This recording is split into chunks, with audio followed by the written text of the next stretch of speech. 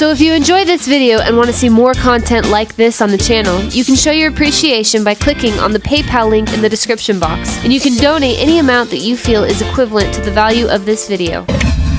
Paul, which one do you want to tackle first?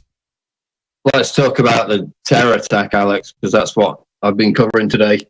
Again, right-wing terrorists drove into a group of Muslims near a mosque in North London. Disgusting, tragic, reprehensible. We've decried violence on both sides for eternity. We've said that the lack of solutions to address Islamic terrorism will cause extremists on the other side of the equation to fill the vacuum. Said that numerous times. Now it's happening. But of course, who's to blame? Well, it's us. We'll get into that.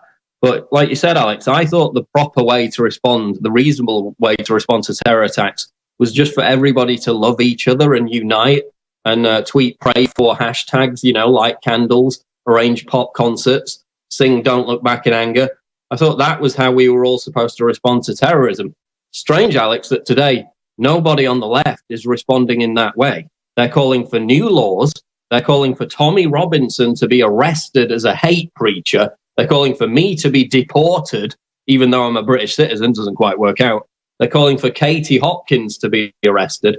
Isn't it strange, Alex, how they're reacting in a completely different way to how they normally react to terrorist attacks? After numerous Islamic terror attacks over the past 2 years, we've had celebrities say that Muslims are being radicalized because they're not being given enough movie roles. There's not enough diversity in Hollywood, and that's causing young Muslims to turn towards ISIS. Well, maybe, Alex, we're just not giving enough movie roles to right-wing violent extremists. Maybe that's the result. That's the cause of this terror attack. So again, complete hypocrites. Well, when I go to the mall, I see Gap now. Their main centerpiece is a woman in a hijab. The leftist marches are handing out hijabs. They're actually saying we need to accept them and accept Sharia, then they'll stop killing us. But they don't do that in the Middle East. They kill each other, and the most radicals are then in charge and control the dialogue.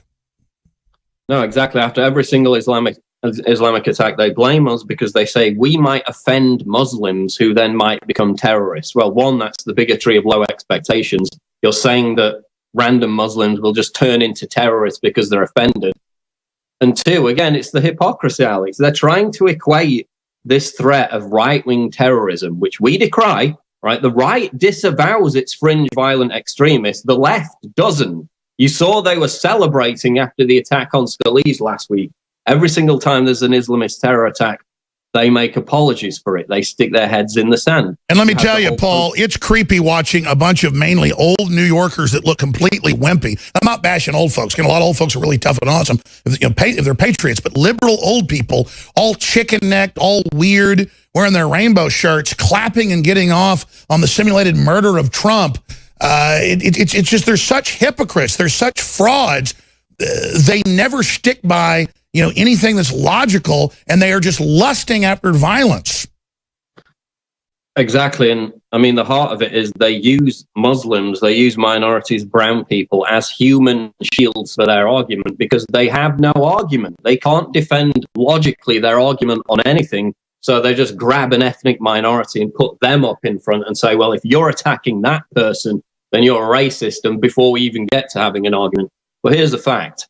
Islamic terrorists have killed 1,263 people in the last 23 days alone, Alex. That's the grand total for Ramadan so far.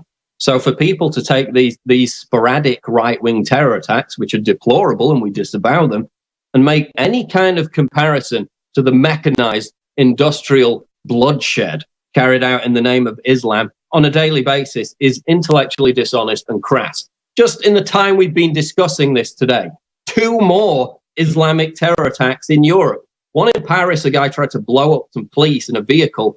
Another guy in London shouting Allah Akbar with knives. They arrested him, tried to attack a policeman. Within minutes, they said, not terror related. So just in the time we were reacting to this, we had 2 more attempted Islamic terror attacks.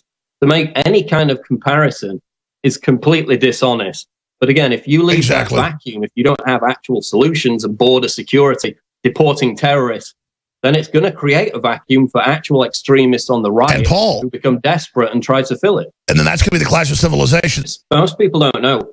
There's a guy called Michael Sanford who a year ago tried to actually assassinate Trump at a rally, tried to grab an officer's gun and kill him. How did the left respond to that? They actually made a documentary, the BBC. It was basically a puff piece saying, oh, he was just this misunderstood young man.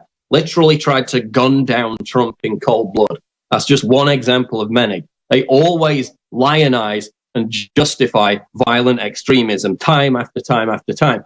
Oh, blame it on Western foreign policy. That's the real cause. That justifies it. Well, no, 90% of terrorism victims are other Muslims because they're killing each other. Well, sure, but I mean, take last week. Very little to do with Western foreign policy. With the Congressman, Wolf Blitzer had a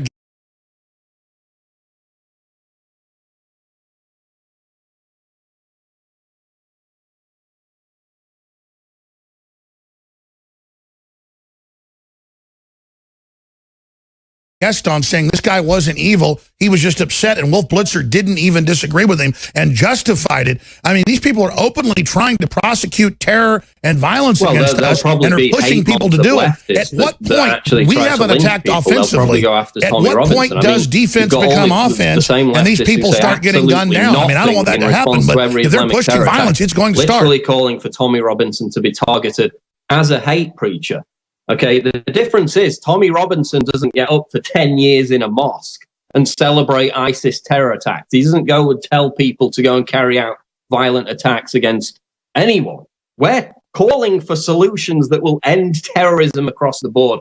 And for that, we're labeled hate preachers. That's right. They're saying, oh, just like we go after the Islamic hate preachers, we need to go after Tommy Robinson. They don't go after Islamic hate preachers in the UK. They're allowed to preach in mosques for 10 years or more without being arrested. They're given platforms on television. Exactly. We should get Tommy Robinson on. He's never done anything violent. He's done nothing wrong. One more segment with Paul Watson, then I'm going to... If you're interested to learn how to create content and spread content, we'll show you how. Go to the Operation Hal YouTube channel, click on the About button, and then click Message. Send us an email. If you want to engage, become an info warrior, we will train you up. If you like this video, make sure you hit the like button and also subscribe to the channel and hit the bell icon below the video to get notified when the latest new content drops.